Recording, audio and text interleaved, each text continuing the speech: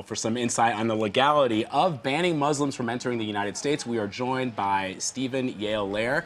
He's a professor of law at Cornell University and a prominent authority on immigration. Thanks for being with us, sir. Glad to be here. So a lot of people are asking this, constitutionally speaking, can this be done? I mean, our Constitution protects everyone. The First Amendment protects the freedom of religion. How would this be done? Well, first, Congress would have to pass a law. The mere fact that Trump utters the words doesn't make it law, so we'd have to see politically whether Congress would enact that. Number two, if they did, then it would be up to the Supreme Court to decide whether it's constitutional. People overseas don't have any constitutional rights, but their loved ones in the United States certainly have a First Amendment right to be with their loved ones, and prohibiting that could be challenged on that ground. It could also be challenged on equal protection or due process grounds because he's denying an entire group of people based on religion from entering the United States. It's ironic because the United States was founded on people trying to flee from religious persecution, and here's Donald Trump saying that those kinds of people will no longer be able to come to the United States. Steve, let's talk about Japanese internment camps. Has any sort of precedent been set here to make something like this constitutionally sound?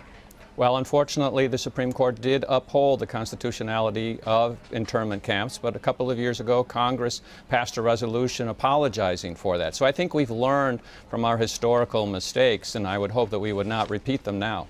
You know, it's interesting as well. I mean, I'm trying to think, and he hasn't been very clear, Donald Trump, on how he would actually do this. You're talking about millions of people, millions of Muslims who are serving in our armed forces, millions of Muslims who have family overseas. And I keep thinking, Stephen, about back in Nazi Germany, these guys going around asking people, "Are you Jewish? Are you a Jew?" I mean, you can't ask somebody if they're trying to come into this country, "What religion are you?"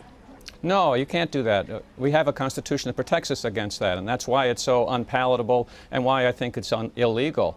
And particularly for people who are naturalized U.S. citizens who are serving in our military, to then deny them the right to return to the United States because they served in our military in Iran, Afghanistan, or other areas just seems totally ludicrous.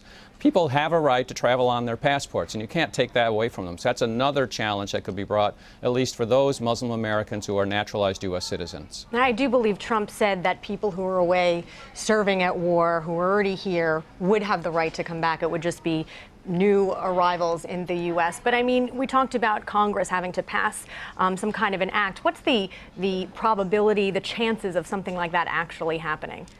Well, right now, I think the chances are quite low. It's very hard to get any immigration provisions through Congress. Unfortunately, if there were another terrorist attack, the chances might improve then. But at this point, I think it's just political demagoguery, and it should be called out for what it really is. Professor Stephen Yale-Loehr, professor of law, thank you so much, sir. We appreciate it. Thank you.